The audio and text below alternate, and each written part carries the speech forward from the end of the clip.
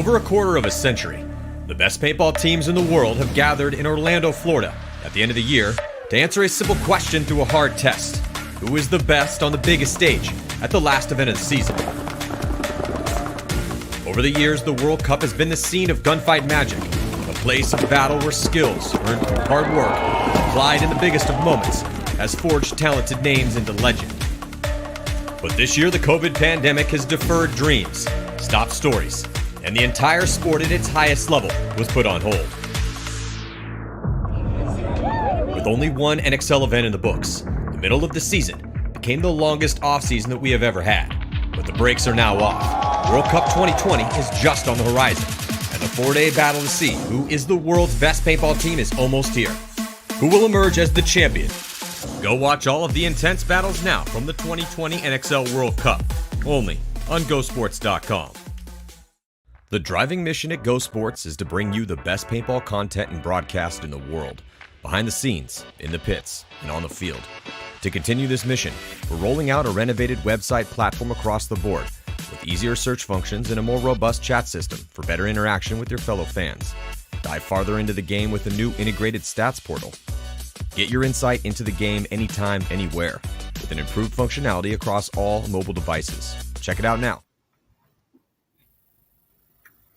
Welcome to Go Sports Live, and I got Joey Blute sitting in the seat today. He's got some news to break. Coach of Tampa Bay Damage, one of the best coaches in the game, with one of the best teams in the game. We're going to dive into that team. They just, we had talking on the show yesterday with Todd, Joey. It was said that you guys look like Thanos wielding the Infinity Gauntlet out there, decimating all of your foes, and just disappearing people this past weekend. It was nasty. So we're going to jump into that. But before we dive into the conversation, just real quick for everyone at home, we have an avalanche of content coming at you to start out 2021 and tons of events. We have new episodes of Audio Effects dropping. That's the raw audio from the games, no commentary. And then also new Tactics episodes will be coming at you here shortly as well, too. We're filming the next two series of the Ultimate Shootout. So that cast just dropped. We're going to be having some of those guys come on the show to talk about the experience. Also, we're going to be at both the Pro Paintball Exhibition March 6th through the 7th in Virginia, and then also the first divisional event in Dallas, March 19th through the 21st.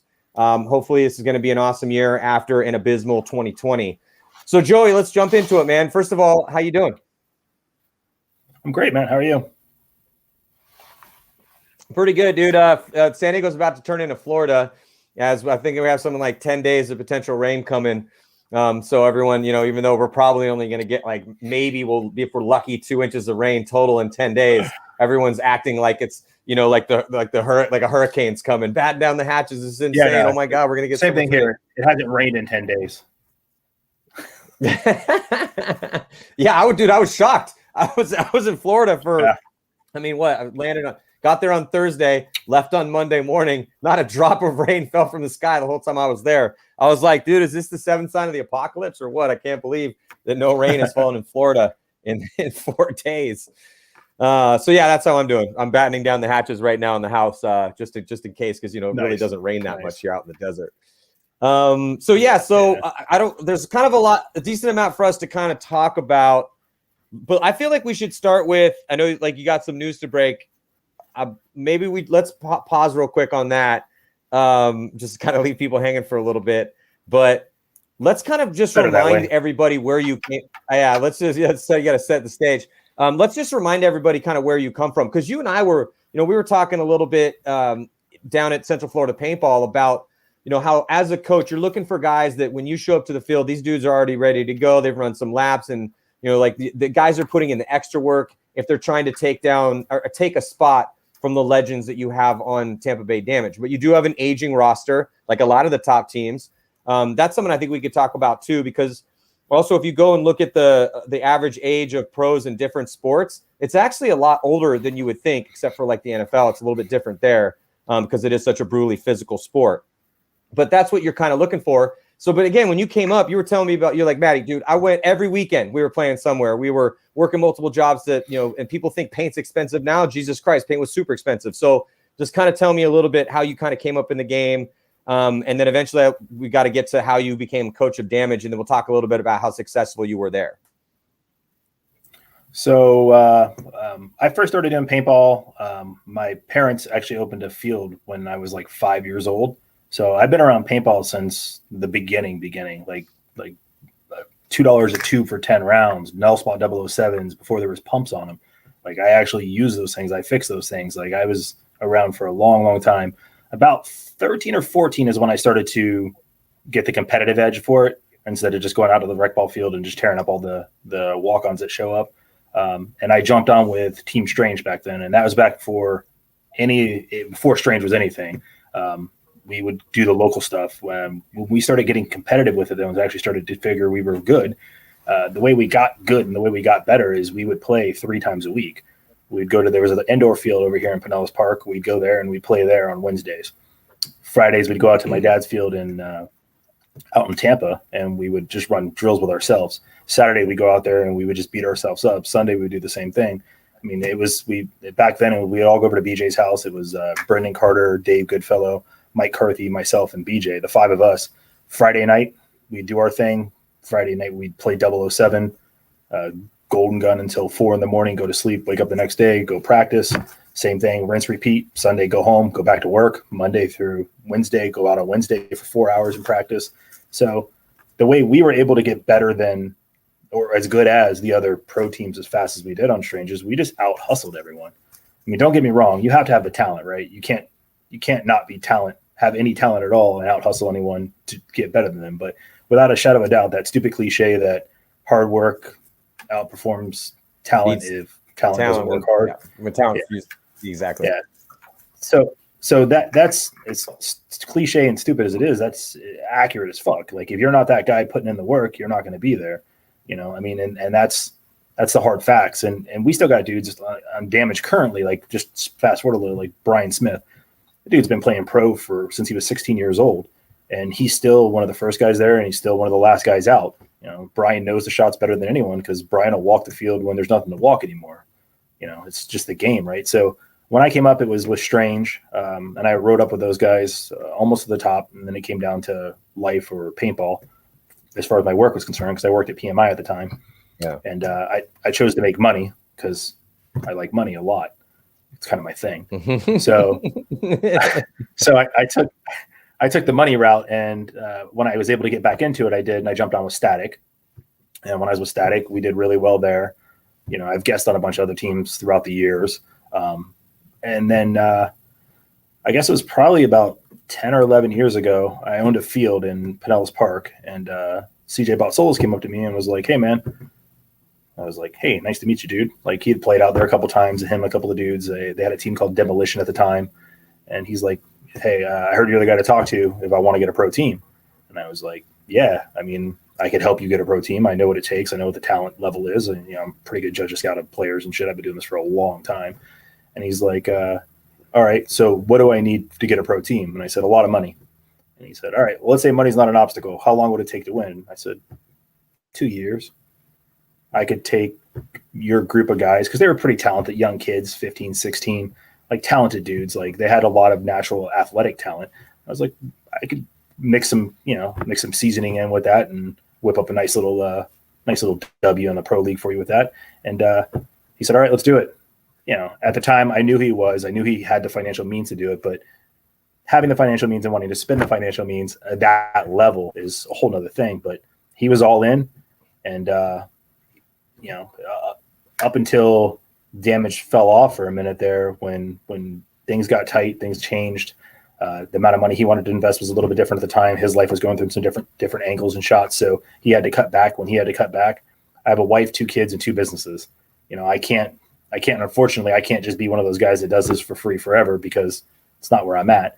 So I had to go my separate ways. I took 3 years, didn't do anything in paintball really, and then came back. I came back with Mutiny for a year, at which time, you know, it was, to me, that was probably the most fun I've ever had coaching, even over the pro wins and all the other shit, because it was literally like the ultimate test, right? Here's this group of guys that have a lot of talent, but can't put it together, right? It was 100% the difference between Mutiny in 2017 and Mutiny in 2018 was myself and one other player, but it was more of a just controlling the beast, dude. Because those guys, like, they burn at a different level, right? And so that was a lot of fun. Yeah. And then after that year, same thing. Money became the issue, and I was like, "Look, dude, I'm cool with everybody." So I was like, "It is what it is." Chad hit me up and was like, "Hey, we really need you." And I was like, "Break bread, homie," because I learned that from Mutiny. So once they broke bread, homie, I was like, "I'm in. Let's do this." So that's where we're at up until that. Well, just real quick, because some people, because I don't want to spend a ton of time. I feel like there's so many different things that you and I could talk about. We're gonna have to have that on the show again because you and I have really hilarious off-camera conversations that I feel like people would dig. But one of them is that, look, if you want talent in this is the real world, man. You want talent, you got to pay people. It's like you show people how much you appreciate them in the real world by how much you pay them. And this is why I can't stand when people freeload on their friends' shit. Like if your friend has some awesome stuff, like pay them for that. If you can afford it. If you need the hookup, then take the hookup. If you're 19. If you're 19 and you're in college and you're going $50,000 into debt so you can get some sort of degree to go out in the real world and make money, you're going to trade school or whatever it may be. You need a hookup, take the hookup. That's what it's for. But if you are making a living, mooching off your friend who needs that to start their business, then you're the asshole. You know what I'm saying? And even though they're out of the kindness of their heart, but anyway, I'm not going too much of a rant about that. But if you're going to enlist a Joey Blute to coach your team, it's going to come at a premium. If you're going to get there was a point where you're like, and this is because you were coaching right next to me while I'm calling the games this past weekend, and there is a Keith runs through and shoots 5 dudes and looks like a Greek god doing it, and you're like, and that's just when Matty says this is why you pay Keith Brown. But then there was another move that I think Chad Bougier had where he came through the other side and shot 4 dudes, and you're like, yeah, this is why you pay Chad Bougier. But that's what I'm saying, like when the Holiday CJ's coming up to you and Ryan did it, Holiday. And we'll get into this because I do want to talk about the and just remind everyone because Damage did fall off for a little bit. I mean, if I got all my notes here and I go back, if you look at the beginning of last year, not 2020 but 2019, a 12th and a 15th place. Like Tampa Bay Damage with their roster taking a 12th and a 15th place, that's ridiculous. But again, that's what motivation. That's what motivation. Look, and the roster was great, but motivation is a huge part of bringing the best out of high-level talent. But in order to get high-level talent there, if you can't build it, then you have to pay it. There's only a few ways to do things. So anyway, I just feel like you deserve your money. The guys on your team deserve your money, and thank God for CJ Balsalas and paintball patrons like 100%. Him that allow things like Tampa Bay Damage to exist because they care so much about they love the game so much, and they care so much about their area of the world having the best representation of the talent, and they have the means to do it. So there's just a lot of pieces that have to fall into place for that. And it's just interesting because that is how all the history of all pro sports essentially came to be. So anyway, like I said, that's a longer conversation that Matty and Joey could have to go down the rabbit hole. But I just wanted people, for sure. But I just wanted people to know that you did come out of a strange camp, that you were like a paintball guy through and through, like came up in the game, in just how much experience you do have. Because if you go back and look at Tampa Bay Damage, let's start having some Tampa Bay Damage conversations. I mean, you're looking at immediately that team became relevant. All the way back in 2007 when in Open X Ball, 4th, a 7th, our very first year, we won the 3rd event we ever played as a pro. Yeah, so that's Open X Ball as pro. So then you go from Open X Ball, which at the time, so that's Open X Ball, which at the time was like, you kind of call it. That was like the other pro division or semi, whatever. It was kind of that other thing that's living off in the. I would say the top 4 there are better than the bottom 10 currently. Matter of fact, Impact's one of them, Aftermath's one of them, Avalanche was one of them, and we were one of them. Excessive, that sort of thing. Anyway, it was one of those situations. But then their first year pro in 2008, you did win your first event, Chicago, first place, and that's kind of when everyone had that like holy shit moment with Tampa Bay Damage and that's kind of when guys started not becoming household names quite yet, but we were like, who is this guy? Oh my God, who is that guy? And now we knew like the guys that had been around for a while, some of the strange guys that were on that squad, and the I leveraged that relationship brought those dudes in. Let's just talk a little bit about that because that is a little paintball history. Again, we could spend 4 hours talking about the entire history of all this and your history and all that. And obviously we got some news to break, and I do want to kind of talk about your current roster and how phenomenal it did look stomping people into the ground this past weekend, where we're literally making bets like, okay, like before that we would even start the stream, like, all right, Tampa Bay Damage mercy rules this game. What's the over-under on minutes? Like, how many minutes is it going to take for them to mercy rule this game? Like, that's the type of bets that we were taking. And then then how many points overall in the all their games are going to be scored against Tampa Bay? That's what we were talking about. And you were right there going like, well, I don't know. Yeah. I mean, dude, it's a practice, because you treat it like a practice. So I do want to dive in and have an intricate Tampa Bay Damage discussion in right what we're dealing with right this second. But we do have to set the stage a little bit here. So, you coming out of that strange camp, Tampa Bay Damage starts. You guys get on the radar real quick because, holy shit, these dudes put up a win within 3 events of actually being pro in Chicago of 2008. And then you just continue to be relevant. It did take a while to put another win up all the way into New Jersey of 2011. But it was just a lot of, 2 seconds in a row, 2/3 in a row, lots of fifths. And I mean, you guys only really kind of dipped a little bit, but mostly it was a lot of high level performance. And then it kind of came into that year of between 2010, 2011, 2012, you guys were the best team walking the earth. And it wasn't even a question. Let's talk about what it took to get to that level real quick. And then the team that was winning, between the end of 2011, beginning of 2012, won 3 events in a row, which I still don't think has been done since then. I didn't have a chance. I just thought about that. I probably should have gone down and researched that, but I don't think anyone's won 3 events in a row since then. It was nasty. Like 3 PSP events in a row, not like some bullshit events like, I wouldn't go. We won 4 7-mans at the same time. Yeah, that's what I'm saying. So let's just talk about you guys being the best team on planet Earth during that incarnation of the squad real quick and how you guys got there. So I'm going to take it back just a little bit. So the 2007 squad, when we did the semi-pro, that was literally the demolition guys. And I added Daniel Holiday and Matt Richards from my relationships with Static and Strange, because they had just been on the Docs Raiders. They were that program was starting to fall apart. So I just went and picked those 2 guys off, knowing that if we're going pro next year, I need to have a solid base of 5 guys that have pro experience to go with my 5, 6, 7 guys that were D2 a year ago. So the way we got our guys as good as we did, as fast as we did, is the same way Strange got as good as they did, as fast as they did. We practiced every single weekend. We shot a skid of paint every single weekend. We sun up, sundown, Saturday, Sunday, Saturday, Sunday, Saturday, Sunday. The only weekend we ever had off those first 5 years was the weekend after a PSP or a PSP event. That was it. Besides that, just kept going and kept going and kept going. And that's how they got as good as they did. The year after semi-pro, when we went pro, again, Strange we've been practicing Strange. So I had a relationship with them again, on top of the fact that I was friends with a lot of them. So when they started to fall apart or fell apart, I went and I was like, hey, Carthy, what is it going to take? Timmy, what is it going to take? At the same time, Docs Raiders was falling apart. So I went to Brian Smith and said, hey, what's it going to take? At that time, it was wild-ish West. It wasn't crazy. So I was able to land all those dudes. So I had a solid 5 to go with my 5, and we just kept grinding. And I forced the old dudes to grind hard too, which made them better.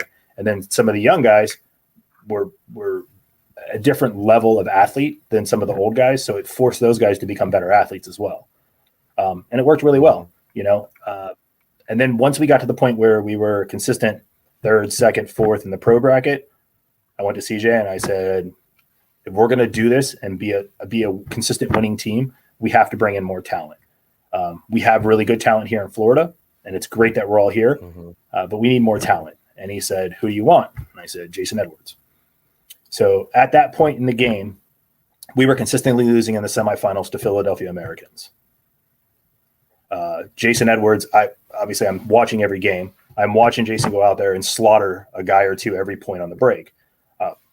Pretty basic shit right there, right? So if I take Jason off of the Philadelphia Americans and he doesn't shoot 1 or 2 of us off every single point, then the chances of them beating us goes down dramatically, and the chances of us beating them goes up incredibly, right? It happened to be the same year that the Philadelphia Americans died, so it worked out really well for me. Honestly, they were our Achilles heel as far as getting past them. Like, you can go back and look, and they were the one team that had our number. All the other teams at the time that were the shit, like the Iron Man and Dynasty and all them, we fared really well against those guys, like incredibly well. And I think it's because of their style of play was so different from Philly's style of play that the super hyper aggressive teams bring it. Like, that's that's where Strange lived.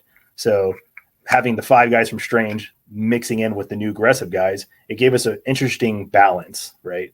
Where we could fall back on our guns if we had to, or we could get in your face if we had to. So we were able to take those guys and then add Jason. And then all of a sudden we went from being, you know, that second, third, fourth place team to a win here plus second, third, fourth. The following years, you know, it's like anything. CJ was like, yo, what's it going to take? And I'm like, let's get another player. So at that point, we had started to lose some of the guys that from the D2 squad. We still had a bunch of them. We still had Rumsey, Alex Spence, Chad. I'm forgetting some people right now, and I feel like a dick for it. Sorry. So those guys that we had, some of those guys we weeded out with some new guys, and we were just trying to stay as hyper aggressive with the roster as possible because people start to get comfortable, right? And the one thing I've learned in this sport, especially, once you get comfortable, you turn to shit. So yeah, I never wanted them to be comfortable. I wanted them to all know at any point in time I could replace you. Hold on. What year are you talking about? Kind of around that time period?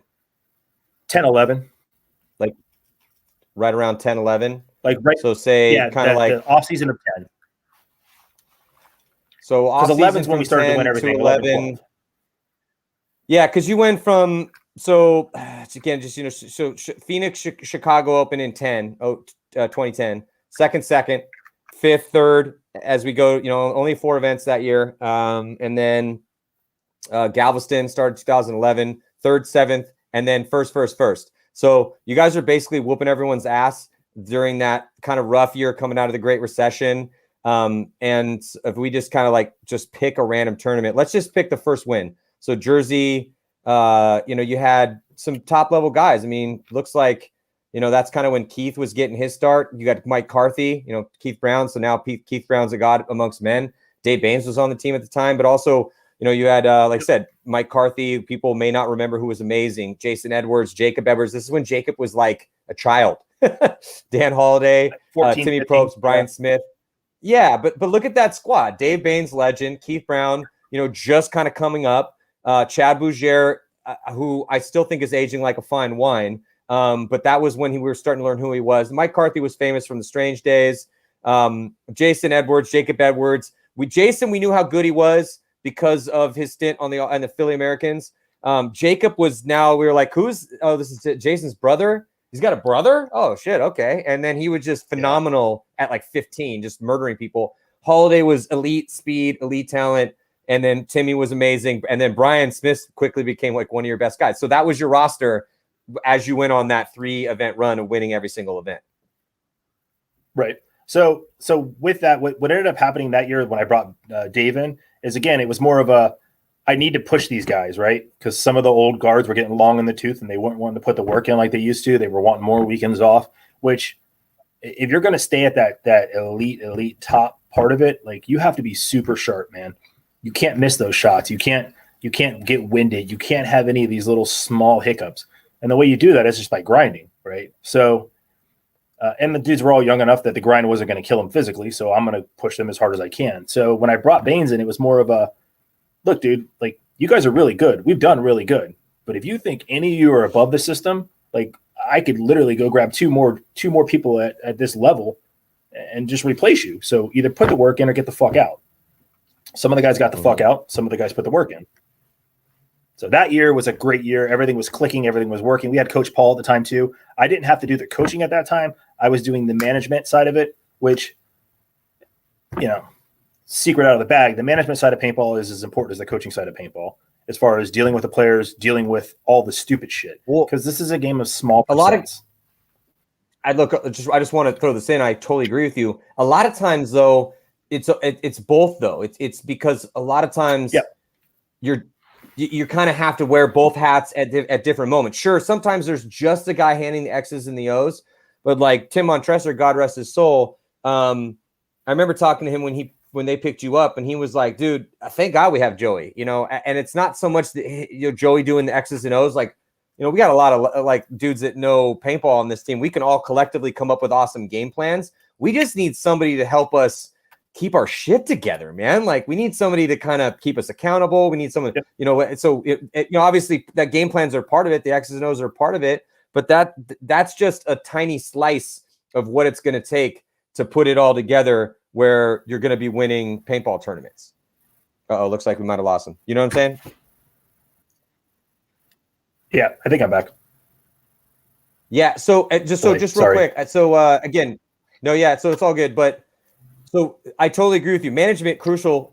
Coaching, again, X's and O's. I don't know how much you heard of what I was saying, but I heard it's all. Sometimes sometimes you have to wear a couple different hats. I just want to jump forward real quick because I do want to get to the modern team. But the modern team is very similar to the team from back in the day. Few different people here or there. If we go to the next event that you guys won, which was the West Coast Open in 2013. So, and if you look at your roster there, it's Keith Brown, Chad Bougier, Jason Edwards, no Jacob Edwards, strangely, at that event, Rumsey El Youssef, Paul Everett, Dan Holliday, Timmy Probst, Brian Smith, and Rainey Stanzik. That was your squad. So you like you said, no one's above the system, right? In order for the system to run, in scare quotes, you kind of have to have like what you would call core guys that, and people can come out here or there. So yeah, but and then what are the core guys? Well, that's up to them. That's up to management. That's up to a lot of different things. But you can tell there's already you guys won that event in a little bit different incarnation of the squad, but still was effective enough to get a victory. How hard is it? Can we talk a little bit about how hard it is from the management side of things to keep players? And I think maybe this is some time we could transition into what you got going on right now and maybe break the news if you want. Yeah. So I'll break the news at the end of this part right here. But so as far as keeping that competitive edge and staying where we're at and keeping the guys motivated, like it's not hard. Winning fixes everything. As far as keeping players on the team and all that other stuff. If you're a loser, people are not going to want to be there. Period. Right? Damage was on a spiral right before I came back that they realized that if they didn't correct that spiral, they were going to lose players because nobody wants to play on a loser. Not when you're that talented. If you're coming up, you suck it up, you do what you need to do, you get your stripes, you move on. So when I came back, it's all the talent in the world. It's just a matter of getting the dudes to refocus, reconcentrate, and remember what it was like to be a team and how to win. So the biggest thing that I did is I just helped clean up the bullshit. Paintball is literally a game of small percents. You shoot one extra guy at this one point, you win the whole damn tournament, right? So it's just a matter of me getting rid of all the dumb shit, getting it out of the way so that the players can just be players and just go out and do their fucking jobs. Not worry about people's feelings, not worry about if they have a clear lens, not worrying about who we're practicing, not worrying about if practice is going to suck because the guy who's pushing them is not really pushing them. Like that's really all it is. It's like I'm a glorified babysitter that knows paintball well enough and they know me well enough to respect what I say because I'm not going to say it if we can't win because I literally give no fucks about anything other than winning when I'm doing my job. Mm-hmm. Like I don't care about your feelings. I don't care about your wife. I don't care about your kids. After we're done, I'll care about that shit. But right now, I don't give a fuck about it. I just want to win. Have you ever, God, I could Google it real quick, but you would love this, Joey. I don't know if you've ever read it, but I think it's called 5 Harsh Truths That Will Make You a Better Person. I think that's, if you just put that into Google, anyone out there that wants to read it, you would love it, but it's fascinating. It's like, it starts out, and it's by a kind of famous writer now. He wasn't famous at the time when he wrote it, but, and it starts out with, he's like, imagine you're walking down the street with your mom, and all of a sudden, randomly, your mom I'm paraphrasing, I may be butchering this, it's been a long time, but you made me think of this because, that's kind of true. If you're doing your job at the end of the day, like there's a lot of stuff that goes into that, but here's the level of performance that we need. So we have to get to this level of performance, and it's crucial. So anyway, you're walking down the street and all of a sudden your mom gets shot. And as you're sitting there and your mom is bleeding out onto the sidewalk and you're looking around and you're like, does anyone a doctor? I need a doctor immediately. Like my mom's about to die. And somebody comes up and he's like, I might be able to help. And you're like, awesome. Are you a doctor? And it's like, no, I'm not a doctor, but like I'm a really good son to my mom and I'm an awesome dad to my kids. And it's like, the fuck are you talking about? I need a doctor right now. And he's basically, that's the metaphor for all of life. Like you are, on your grave, like in your obituary, it's going to say whatever your name is and then what you did. So it's cool of a person as you are. Like, that's great that you're a great friend to your friends and a great dad to your kids. And those are all super important things because we don't want to raise psychopaths for the next generation. But the world is very much about what do you have to offer to the world? What skill are you ready to bring to the world to make the world a better place? Are you a great poet? Are you a great mechanic? You know, are you going to crack cold fusion? Like, what is it that you are going to bring to the world to make this a better place? And when it comes to pro paintball teams, it's absolutely about how good of a player are you. What do you are you a hard worker? Yep. That's great. But sometimes the guy that's not as hard of a worker is out there shooting 3 dudes. So I don't really care. Yep. I care how hard you work because it may set a good example. But at the end of the day, all it really matters is how many people are you killing out there on the field. That's kind of at the end of the day, with some rare exceptions, unless you're a gigantic asshole, that's really all that matters. And so the people like yourself that can bring the best out in the killers, those people are invaluable. Because if you're Tampa Bay Damage, and again, as we get to the kind of what you guys got going on right now, Tampa Bay Damage never really consistently sucked. It was a little bit of mediocrity considering what the heights that they had gotten to kind of through the 15, 16, 17, 18. But there was some goodness in there too. But it was like 4th or 5th, Sundays, but then a 13th and a 12th, some 2 5ths in a row heading into 2016. And then, again, I want to kind of get to where we are right now. But then, a third, a second, and a third in 2017. Then it started to get kind of bad, though. 2018 was rough. A 10th, a 7th, a 10th, a 12th, an 8th, a 12th, a 15th. That was probably the worst stretch that Tampa Bay Damage had since their inception, which I think kind of precipitated the move of bringing you back, getting Keith back, bringing Brad on, getting Brian back. Okay, well, are we going to continue to be this mediocre, or are we going to actually revamp and be the Tampa Bay Damage that won 3 events in a row and was the best team on planet Earth for a bit? And that's kind of what the vibe I was getting from the guys, what I saw out there. And I know that you guys were the only tier 1 team out there this weekend. And there was some teams restructuring, some teams trying out new guys. You were also trying out some new guys, but let's just kind of talk about this past weekend, because anyone that watched Tampa Bay Damage play against anyone that matched up on the other side with them, it didn't really matter, to be honestly, who it was. Some teams put a couple points on you, but for the most part, it was you guys pretty much exerting your will, doing whatever you wanted, and most of your roster looking like heroic superstars. It's kind of what it looked like this past weekend. Yeah. So with this last weekend, honestly, if you take any of the tier A or top tier teams and you put them on a blind layout against the not top tier teams, they're all going to look like we did. And that's not a disrespect thing or a knock against the other guys. It's just that it's just a whole nother level of player, of experience, of playing together. I mean, most of those teams we played this weekend, maybe 4 or 5 of those guys played with each other last year.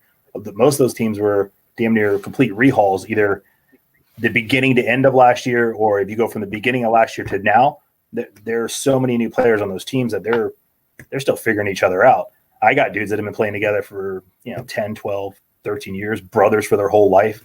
I mean, if I didn't do that to them, then I would need to rethink where we are as an organization. Let's talk about that real quick, because I think that, we had kind of talked a little bit about heading into the event, how this is kind of it's not a lose-lose, because there is obviously there was a lot of positive for you guys because you look so good. But if you don't go into that event and smash everyone and do what you did, then that's a knock against Damage. And you had said that to me before we even kind of got things going. Yeah, for sure. You were like, okay, well, if we don't smash everyone, and if my stars don't put up 4 and 5 packs, then people are going to look at Damage as, oh, maybe that's not a team that is going to win. Because if it's Russians, X Factor, whatever, just you literally pick any of the top teams, it's going to be a different story, because it's going to be a lot harder uphill climb. But you guys did do what you were supposed to do. You did come in against Energy Elite, ML Kings, the throw together New York squad, Level, the Prospect squad, a bunch of divisional guys trying to get noticed. You guys did exactly what was, like I was saying, Damage came as advertised. Keith Brown, Tabougier, Holiday, Jacob Edwards had dropped some pain. Well, apparently he didn't drop any weight, but he looks like he's put more weight on his shoulders and less on his waist. You guys look great, man. There were no hitches in the step. It looked outstanding. The game plans were creative. You guys were playing offense in potentially defensive situations with low on bodies. You were risking guys up to far spots and being unconventional when you were up a ton of points to see what the rookies were going to look like. I mean, it was just kind of literally exactly what we were hoping to see. If you're a Tampa Bay Damage fan, that's what we saw. So, I mean, I know you're super hardcore and harsh on your team, which is why you have your position, but are you happy with the performance that we saw out of the team? No. I was Absolutely like, not. I was like, I was about to say at the end of that, like, I don't think you're probably going to be happy, even though you should be. But okay, so let's drill down a little bit on like why were you not happy? So the new guys, whatever, right? That was literally the first time those guys had even played with us. Chris Horn's been playing with us this offseason when we're doing the drills and stuff. But as far as an organized practice, we did one of those, and we did that the Sunday before that, just so we didn't look like complete fools when we showed up, because I know some of the dudes did very little this offseason due to COVID, work, life, whatever, right? I don't have a bunch of kids anymore. I have grown-ass men with families, responsibilities. So we got together for the one day. It was only a Sunday, and we went out and played ourselves. We did 2-on-2s, 3-on-3s, so on and so forth, right? So I knew the core would be strong. The new guys got to figure it out. But just some of the dumb shit, losing some gunfights, turning your head to communicate to somebody rather than just screaming to them and letting yourself get bunkered. Hell, there was one point, I don't even remember who we were playing. They were in the 50 snake, and every single one of our guns were looking Dorito side, and we were in all the right spots. One guy, like if the dude would have picked up on it, if it would have been a tier A team, he would have literally run down and shot 4 dudes. So I think that was ML King. I can see past what it was, right? I can see that. Yeah, we look great against these guys, which we better look great against these guys if we have any intentions of winning anything this year. And again, that's not a knock against those guys. It's different levels of this shit, man. Yeah. Yeah, I mean, if we just go through just real quick, I wanted to grab my notes from that event, but literally right out the gate, you smash level, don't let them score a point on you. And then you guys come out and play New York Extreme. They put a couple points on you. That was a little bit of a closer game. Yeah, then you smashed the prospect team, or the prospects squad, and then ML Kings also put a point up on you. But again, dude, I'm just going through it, and it's just kind of smash. Sure, yeah, Matty, it's not the points. It's not the points. So that's where you're getting confused. I'm not getting confused. We also won. I understand. I know you don't care about the points. 3 points. We won 3 on 5. 3 on 5. We won 3 points. That can't happen. We can't be in situations like that. If you get in those situations on Sunday paintball, you lose, right? And I know it's the first thing, right? It's only the second practice we've had as a team, but I expect more. And if you're gonna win at this level and you're gonna win as that team, if I don't expect more, why the fuck would they? So no, I'm not satisfied. Honestly, if we win an event, I probably won't be satisfied. Like, that's just the cold hard facts. If we win every event in the series, then I will come on this thing and tell you, Matt, I was very satisfied this year. It was a great year.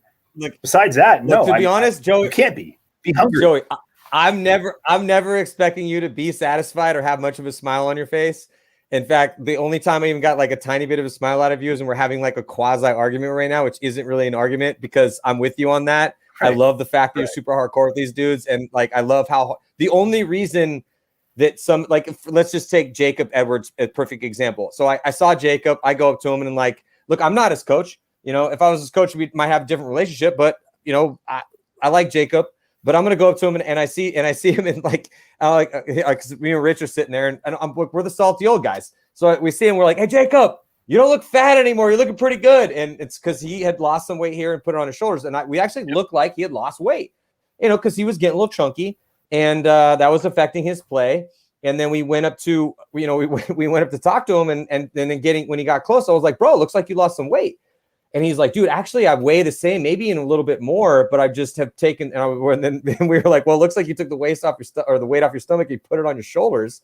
But it looks like you've been really getting into it, bro. Like you look good right now, man. Like, and he said, yeah, man. He's like, I'm just so tired of Joey talking shit. I just, he just constantly texting me and I'm just so over it. And he's just like, I just want to put the time in so that when I get that text and he's like, did you do anything today? And he's like, I worked 8-10 hours. I don't want to go put that time in, but I also don't want to hear it from Joey. But again, when you're at a level, it's like, again, there's levels to everything. So, and we had Todd on yesterday. And Todd has coached different incarnations of different squads. So when Todd was coaching Vicious, that's a different situation than when he's coaching Infamous, which is a different situation than when he coached the Ironman to victory with a bunch of dudes he just got on the team early this year and now going to coach Houston Heat. with a bunch of dudes that have been there before and done that, and they need a lot of motivation. So when you're dealing with people that already have won, that already have the skills needed to be elite, then a lot of it does come down to how are you motivating these individuals? What are you doing as the person literally in charge? Like, your job is to get the best out of that person. So it's like life coach, skills coach, doing the X's on the game plan. It's all of those things. This is the best way I can put it. So to me, this is the way I look at what I do, right? So there's coaching, right? There's your little league coach that taught you the stance and taught you all this other shit and taught you proper formations and how to run the routes and all that other dumb shit. And then there's the head coach who comes to you and says, okay, look, even better. Let me simplify it. I have the best ingredients in the world. I'm the chef. It doesn't matter. Yeah. If I have fucking Kobe steak and I burn it, it's still shitty steak, right? So as long as I mix the ingredients right, then we're good. So how do I fucking tenderize the meat, aka make Jake not fat, right? So I could be nice to him and be like, hey, Jake, you need to do your job. And he's going to be like, yeah, I'll do my job. But he's not, unless I'm on his ass about it, right? And he knows I know that. So I'm going to do that. I have a calendar in my phone at 8 o'clock every night. Text Jake, call him fat. I text Jake, call him fat. Or I text him and give him a little motivation. Hey, you're fat. If you're not fat, you'll be one of the better paintball players in the worworld, right? So, but at the end of the day, it is what it is. Like, I just want the dudes. I'm just trying to get the best out of them, right? Like, yeah. I mean, it is what it is, right? Same thing. Jason's the opposite of that. Jason, you're fat. Cool, I'll lose weight. I don't talk to him for a month and a half. I come back and he's like, I lost 15 pounds. Right. Because I don't have to tell you every day that you're fat. I just tell you once and you lose the weight, right? You know, I mean, take care of your damn body. Don't be an idiot. Okay, cool. So people start taking care of their bodies, aka Brad. What's up, Glass? So, I mean, at the end of the day, like, these dudes just, they need the proper motivation to get themselves where they need to go. And that's just a matter of, it's more player personnel than it is coaching at this level. When you get to this level, these dudes know what the fuck they're doing, right? I just weed through the dumb shit and make it so they don't fight with each other.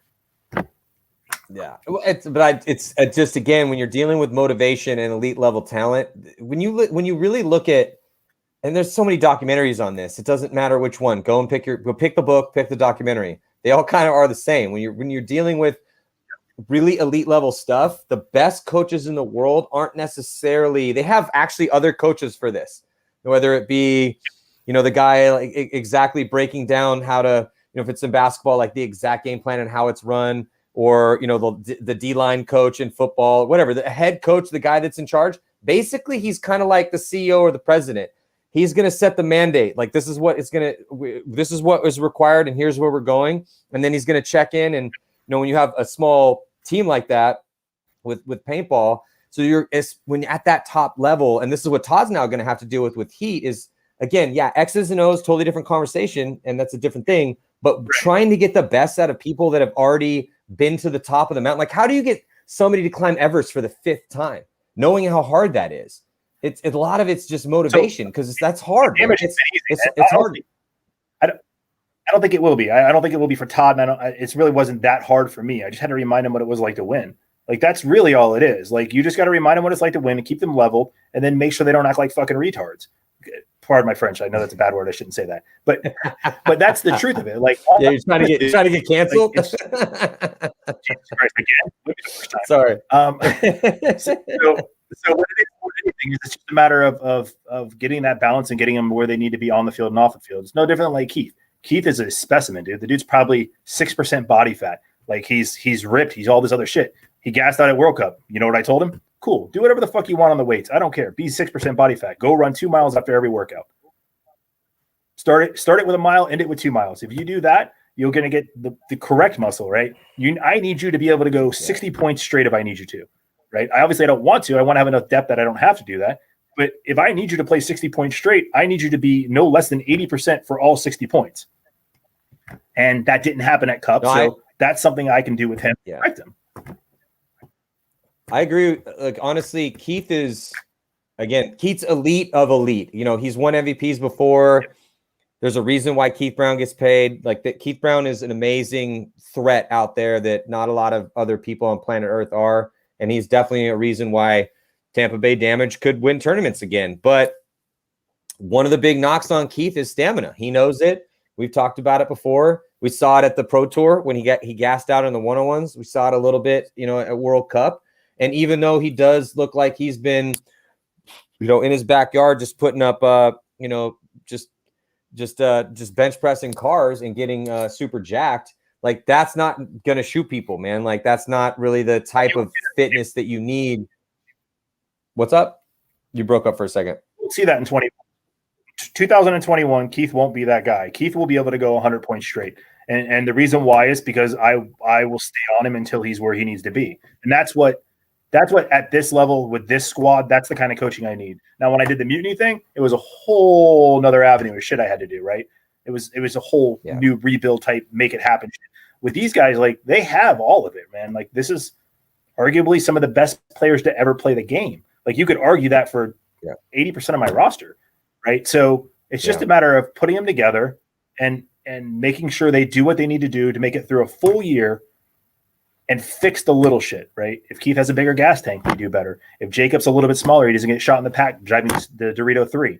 If Chad makes every event and doesn't have his little knee tweak shit because I have to run him as the one every time because Jake's too fat, then that's an issue, right? If Brad's healthy all year long, if Brian's pretty steady all the way through. Sometimes he likes to argue with me about dumb shit, but besides that, he's pretty steady. Jason's pretty steady. If I can get him a little bit smaller, if I can get Jason to 2012, Jason, holy shit! Like, there's no reason why we won't win every event. Like, that's just the truth of it. Like, that dude was a specimen and a beast then. Which he'll get there again. I mean, he's lost a shit ton now. He looked fast this weekend, faster than I've seen him look since I've been back. He did. It was just interesting because everyone, Chad Bouger, I'm just starting on the D side. He looked super motivated. I mean, he had some huge moves out there. He looked like he was out for blood every time he took the field in like a throw together tournament, invitational. And again, something that it didn't really need him to draw all his weapons out, but he had all his weapons and he was looking to make huge run throughs and stack up like tons of kills. So that was nasty. Jacob looked awesome. He looked thin, even though apparently he hasn't dropped any actual weight, but he looked way thinner than he was last year. Jason also looked smaller than he had been before. He looked mobile. Like Jason's a huge dude. Jacob also a big guy. These dudes are not going to go out and look like Brian Smith. Brian Smith's not a small human. I've seen. Yes, I know. That's what I'm saying. Like they're bigger. They're big dudes. They're not going to get small. I know that. We're not going to get a tiny Ethiopian marathon runner, like the dude's just out there dominating and winning every single time. The Edwards brothers look like power lifters. They're huge human beings. They're not going to get tiny, but they're also athletic. So but that's my point is that and that's your point. Like that's the big thing with Jacob. It's like Jacob is so good. And the smaller that he is, the better he's going to be. And he knows that the faster he's going to be, the easier it's going to be for him to tuck into crucial spots as a first attacker, which is should be his role. And then you have an aging group of guys. So you're going to be in a situation where I think it's smart that you picked up Chris Horn, Mike McGowan, who both had fun looks out there. I say fun because you were sending them to different spots. They knew that they were in a spot where they need to kind of step up and like really kind of prove themselves. And people were looking to them to kind of have moments. I feel like they both did die a little early in a few instances, but I saw enough that I would totally keep them around, and I think that that they both showed a high level of talent, and they both seem to have good attitudes. I know Mike McGowan a lot more than I know Chris Horn. I don't know Chris Horn at all, but I was just kept looking over to see how he was dealing with getting talked to by different guys. And he seemed to just be nodding and doing this a lot. And that's a good thing to see when you're looking at a pit for a young guy. So, yeah, man, I mean, I think your roster is outstanding. And then Keith just looked, again, like I said, Keith looked like a Greek god out there. And just the big question with Keith is going to be stamina. If it's 105 degrees when we head to an event and you get deep and you're playing and it's a fast field where there's a ton of points being played, how many points are you going to be able to get out of Keith? That's kind of the big question. So, yeah, but we'll get all of them this year. But again, aging.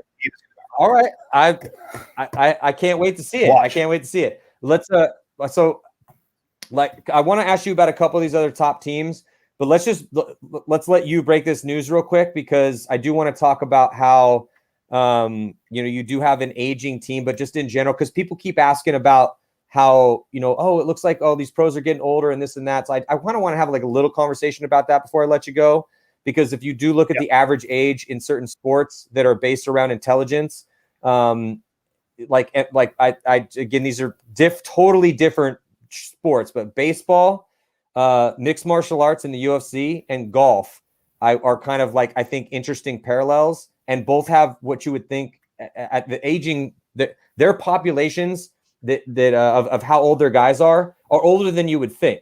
And so when people are like, oh, these pros are aging out, I'm like, well, not really. What's kind of happening is a maturing process that we're seeing in a sport that's been around for a while, and guys are really good at this. So they're going to stay until either their body breaks or somebody takes their spot and then more talent comes up.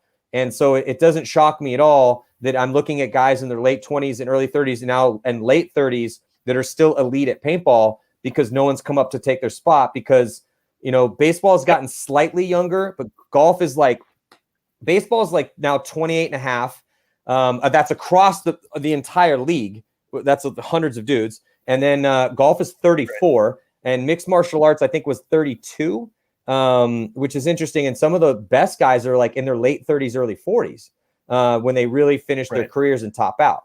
So just because you have to learn so many different skill sets, I think paintball is a similar thing. So you have an aging team, but so you are bringing some new blood in this year, though. Yeah. So, we picked up the 2 new guys, and they know, and I made it perfectly clear to them, like, dude, you got legends in front of you. Like, if you guys plan on seeing the field, you're going to have to outgrind everybody on this team. So if Damage doesn't have a scheduled practice, you better be practicing, because if you don't, you'll never catch up to these guys. Like, it just won't happen. And that's just the cold hard facts of all of it. Mike has some pro experience, which is great.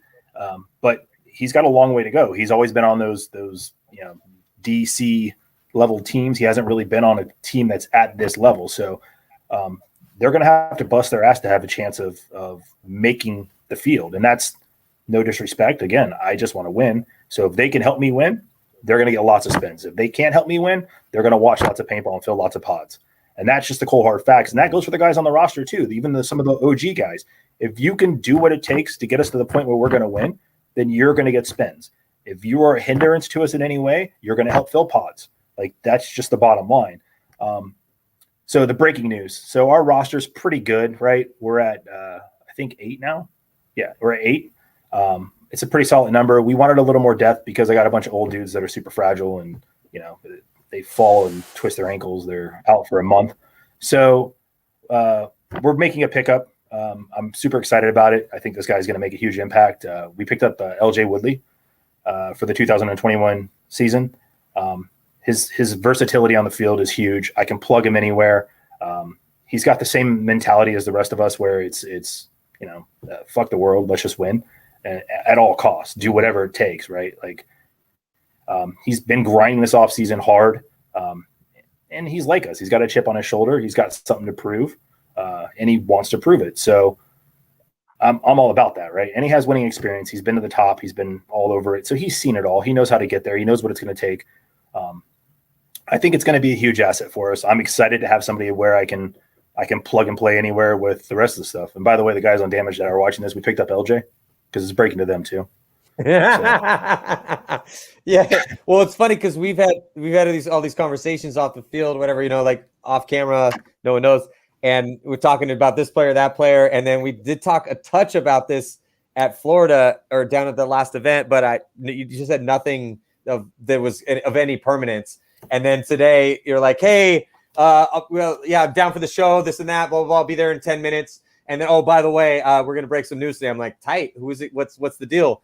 And you're like, we're picking up LJ Woodley. I'm like, oh, okay. All right. It's kind of like a big deal because LJ Woodley is a transcendental type of player, a little bit layout contingent, but I think that LJ would also kind of look at like, where can he grow? And I feel that I look at how he looks at the field and his top end ability, it's insane. So if he could just get a little bit more consistent on every layout, I think that would be where I would want to coach him to go to.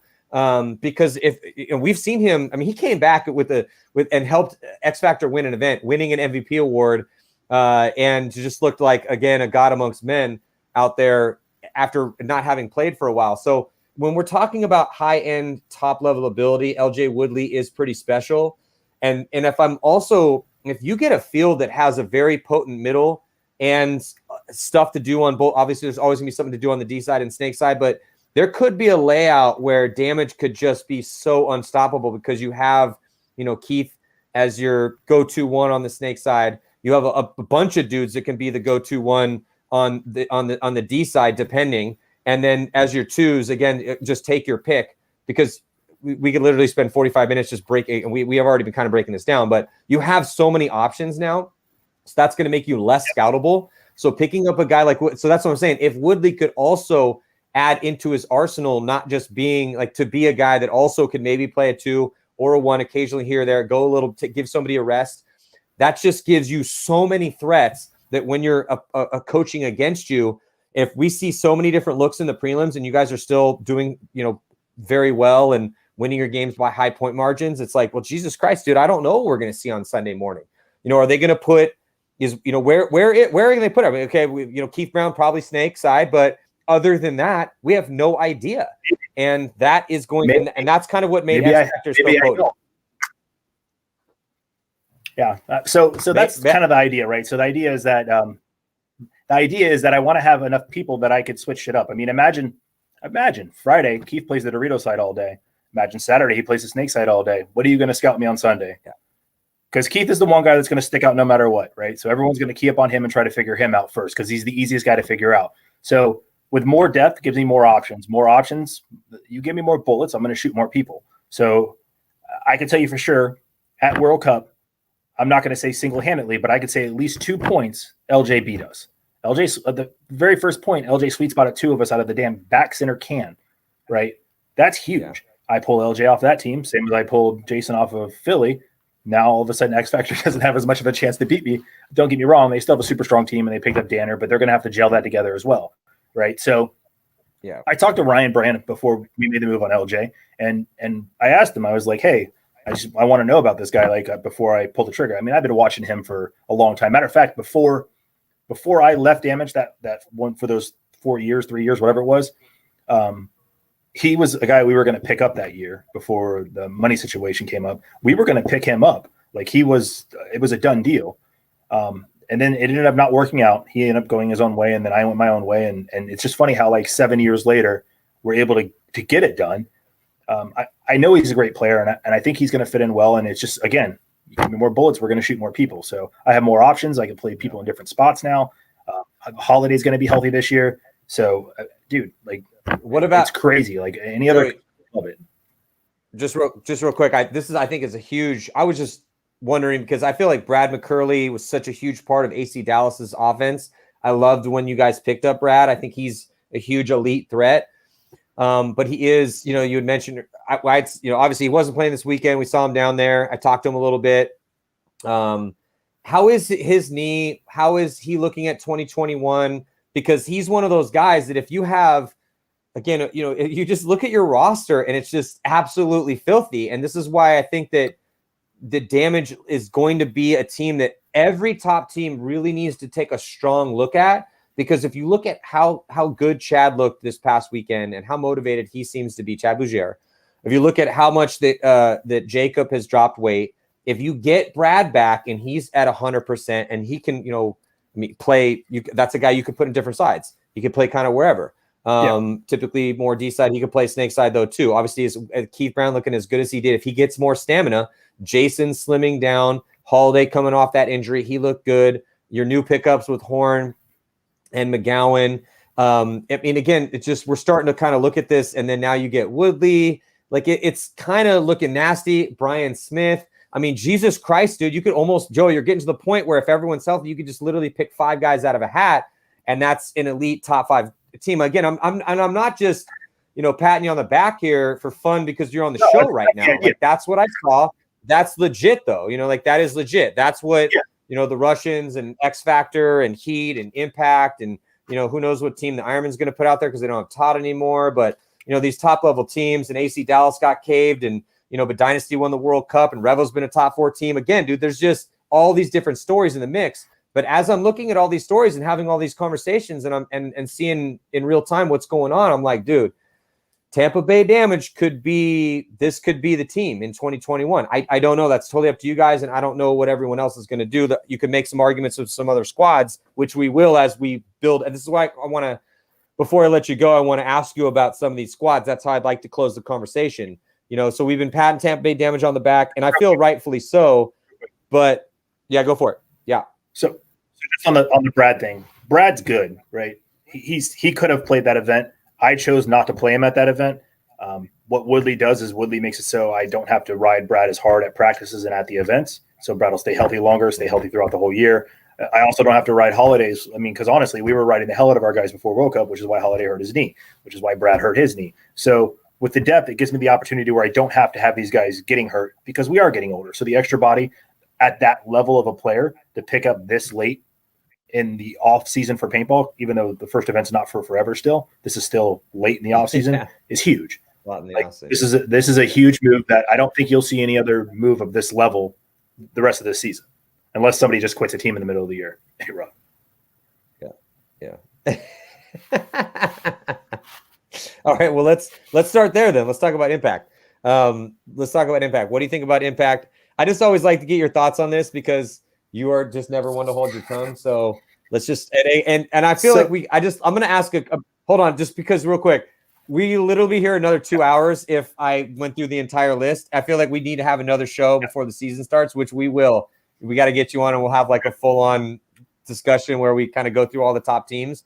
But because some of these top teams are, having a little bit different looks, like we don't really know with COVID still what Impact is going to look like, and the Canadians, if they're going to be able to come back. I mean, people are still having to quarantine now. Obviously, we still got a couple months to go and the vaccines are hitting. So we don't really know how the local governments are going to react to this, how corporations and companies are going to react to this, and who's going to have to quarantine and when. But I want to throw, at least I got to ask you about a couple teams before we sign off. Impact, what do you think about Edmonton Impact heading into 2021? So Dave's a really smart dude, and Dave, everything that you just said about COVID and Canada and people and blah, blah, blah, he planned for that. And that's why currently his roster is 5 or 6 dudes from the U.S. and whoever from Canada can make it. Those 6 dudes in the U.S. would be starters on any team in paintball. So he's as deep as you could be. He's got as much talent, as not more talent than anyone else in paintball from top to bottom of his roster. So the issue they're going to run into is integrating the guys that haven't played in a while that he brings in from Canada with the guys that have been playing every weekend, and honestly, how motivated they are. Like it's easy not to be motivated when you're in the same situation, and some of those guys have been in that situation for a long time, and nothing's really changed other than players coming in and coming out, right? So you get comfortable, you get complacent. We'll see. I mean, could they win every event? Probably. Will they? No, because we will. But they have a really good squad for sure. What do you think about what Todd's? I want to ask you this question because it's fresh news. It just happened. They came off a rather frustrating year for them, taking 9th place twice in a row. Houston Heat, so I feel that obviously they won the World Cup twice in a row. They haven't changed their team in 3 years, and kind of Todd's in a similar situation that you're in the sense that he's doing he's going to be doing coaching, of course, but totally different types of coaching that he's been doing on, say, he's on Vicious or on the Ironman. Now he's coming in and dealing with guys that are multiple time world champs, guys that know how to win tournaments, the Federoffs of the world, the Ryan Moorheads, the Chad Georges. Like, what do you run these on? It's a lot of motivation that Todd is going to have to bring to guys like Chad and those and the Federoffs of Houston Heat. But since you're in that same spot and that is fresh news, what do you think? So real talk, just because it's you and I, not the whole world, I'll say that Todd no one else listening, bro. I didn't figure, so it's just me. Why would anyone watch this shit? But so Todd is he's one of the better coaches to do it, right? This is similar to what he did on Infamous, but this is a whole nother level of playing and winners and so on and so forth. So as long as he has control of the actual roster and who plays and who starts, and the dudes buy in, that's the biggest thing. If the dudes don't buy in, it doesn't matter who you have coach them, they're going to be shit, right? So if the dudes suck it up, suck up their egos, do what the fuck he says, buy into the program 100%, whether they believe in it or not, just buy into it and see if it works. If they do that, they're going to be a very good team. If they don't and they have any rifts, I mean, they were a very good team 2 years ago. Last year, they were not a very good team. The same exact roster. And it's not like the rest of the league got that much better. They got that much worse. So it's on them. That's the truth of it, right? If they're healthy and they buy in, they're going to be a scary team. I know it's just so weird because there's the whole conversation, the whole COVID asterisk year with only 2 events. And I know that's a little bit of an excuse, but some of those guys were, really close with Brian, with Tim Montresor. And I don't know. It's just kind of interesting. Again, I don't want to, I feel like you and I need to have a whole show where we kind of just go down the list. Cause you're one of those guys that I do like having these conversations with off camera. So I feel like we might as well have it on camera. What do you think about, I'm gonna throw this team at you just because I feel like they're waiting in the wings. I had a conversation with their leader recently, or one of their leaders. I just want your thoughts on where they're at. I don't know how much you actually know about this team, but I'm gonna throw the name at you. Baltimore Revo. What do you think about Revo? I think Revo's got a lot of talent. I think that their issue is putting it together and having the same guys at every event. Like I can't remember since I've been back with the pros, which has only been, the 2 events this year and 1 full year and 2 other events. So maybe 2 full years now. I don't think I've seen the same roster for them at any event. So that's a huge part of it, right? Like they have some guys that could be legends in paintball if they were 100% committed and went to every event and put the work in, right? Lots of talent. It's just a matter of, can you put it together, right? They've gotten close, but so did AC Dallas. So how long will that work until, if you don't put it together, how long is that going to stay together before you become AC Dallas? RIP. Poor AC Dallas. I mean, they're still here, but the team has a really long uphill climb, to be honest. Yeah. Well, I mean, they're technically still a pro team, but oh, you're right. No, I'm like, it is what it is, dude. They're bringing in divisional dudes to fill. AC Dallas was an elite team. They are no longer an elite team. There are no elite players left on AC Dallas. Unfortunately, that is just the truth. So what happens to them this year? Who knows? But there's always a team that gets relegated. Maybe not this year because of COVID, but traditionally, that's we have to bring that up, man. It's just they're in a situation where it's like when I talked to Mike Heyman in Aftermath, he said, Matty, I'm here for the long haul, and I want to put in a team that's going to potentially win everything and win World Cup and win the series title. Is the team I have right now that team? I don't know. Probably not. Is it ever? Is it ever that way? Does a team come in and not make any changes and just make a run of it and win everything? No, that's not how it works. Am I willing to pay dudes in the future? Absolutely. He's like, honestly, step 1, just like the first thing as you walk in the doors, don't take last place. So I feel that that's kind of, again, a different conversation with a lot of these teams at the bottom level. But there's 2 races. There's the team that takes first and the team that's going to go away and get relegated. So those are, unfortunately, I think that's a conversation. I think in the Aftermath situation, I think that they're going to do better than most people think. I think that they're going to be a very competitive team. Mike and I are friends and we talk a lot, but Mike is not a dummy. He's picking the players that he wants for a reason, and he'll build something good, because Mike's never not had a winner, right? It may be a year, maybe 2 years before he's back to that level where he is talking about with the impacts, the X Factors, the dynasties, the Russians. He may be a couple years till he gets to that point again, but they're going to be a good team. I'm not going to take them lightly at all. They'll definitely be. They will surprise people this year. I guess the last team that I would kind of want you to weigh in before we sign off is Infamous. Infamous loaded up for last year.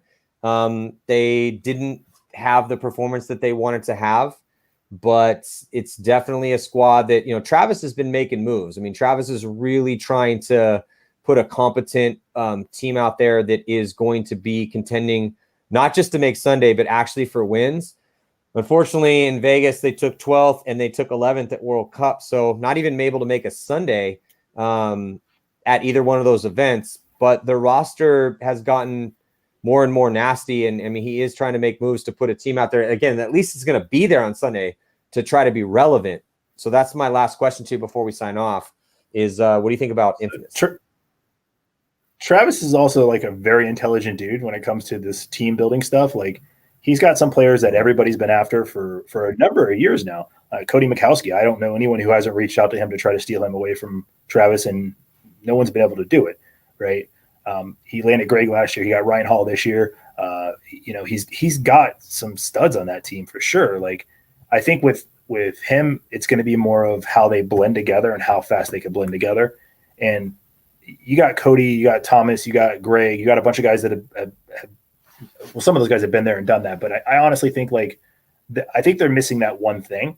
Maybe Ryan's that one thing. I mean, we're going to have to wait and see. I would never take him lightly ever. Yeah, I think he's definitely a young prospect that could be a dominant force at the pro level. Do I think he's that top elite guy yet? No. But can he? Absolutely. He has all the potential to become that guy. But, it's a matter of can he hit his stride with these guys? And as well as I do, man, there's a lot of shit that has to go on to winning a paintball tournament. It's more than even just your roster and your team. It could be your sponsor with paint. If you go to an event and your paint sponsor's tight with you and doesn't let you finagle with anything else and the paint's not the best paint there, you're putting yourself so far behind, you may never be able to catch up with the guy who's shooting the better paint. So there's a lot of pieces to this puzzle that make the difference. So I think that the right circumstance, they're a top 4 team. Overall, they're a top 10 team. So that's better than last year. Well, I was going to say they're not quite a top 10 team yet. And it was a disappointing, again, asterisk year with just 2 events after another disappointing year in 2019 as well, too. Again, I'm a huge Infamous fan. I love Travis Lemansky. We go way back. So you got something for me? Yeah, they had to play us and Impact at Cup. They beat Impact and lost to us. We had probably the hardest division at Cup. If they were in 2 of the 3 other divisions, they wouldn't have been in that situation. They had to beat us and Impact to move on. Like that's no small feat for anybody. Like that's a fucking chore. So yeah, I mean they didn't have a great year, but they didn't play bad. I mean they really didn't. I mean we smashed them at Cup, but we smashed them at Cup because we had a good game plan and we were playing really well. So they were playing really well against Impact early on. So. Well, and they smashed Impact. That was an 8-2 win for Infamous at World Cup, and it's not like Impact brought a shit roster to the event. I mean, Impact had a pretty decent roster, no Canadians, and obviously a different vibe and different look than they've had in years past. But they had all-stars out there, so no excuse on Impact side of things. And Infamous just played outstanding. So that's what I'm saying. That's why I kind of wanted to ask you about it, because I just think that Infamous is one of those teams.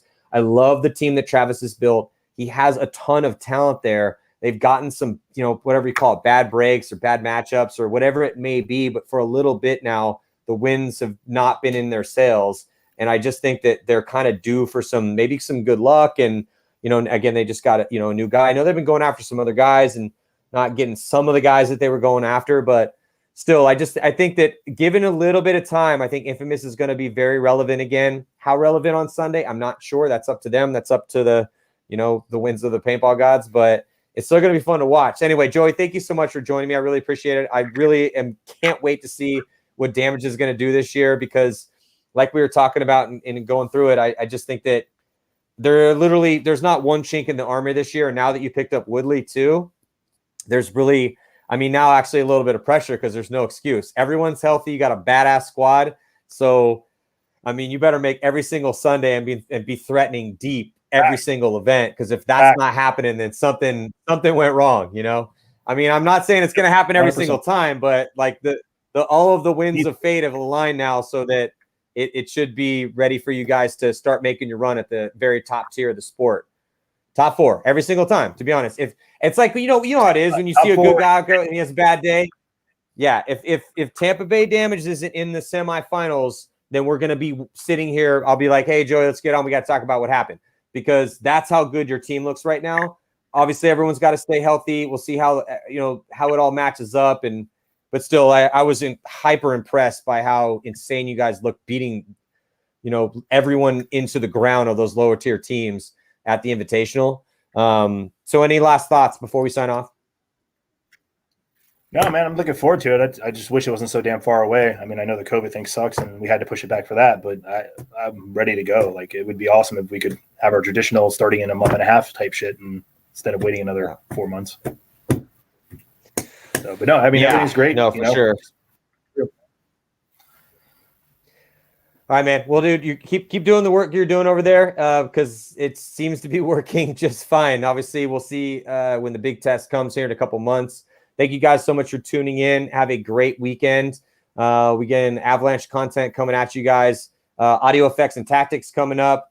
We're filming the ultimate shootout here February 5th for the pros and the amateurs on the 6th. And then we got the Pro Paintball exhibition going down March 6th and 7th. And then March 19th through the 21st, the first Dallas divisional. So, yeah, man, we're going to try to get after it here this year. And just cross our fingers and hope that things go much better in 2021 than they did in 2020. Joey, I love the job you're doing over there with Damage. I've always been a fan. I'm definitely a big fan. You got some great dudes on your team, and you're doing a great job of leading the ship. And it's going to be a fun ship to watch here. Hopefully things are going to go well for you guys, as I feel you guys are due. We'll see you guys next week. For over a quarter of a century, the best paintball teams in the world have gathered in Orlando, Florida at the end of the year to answer a simple question through a hard test. Who is the best on the biggest stage at the last event of the season? Over the years, the World Cup has been the scene of gunfight magic, a place of battle where skills earned through hard work, applied in the biggest of moments, has forged talented names into legend.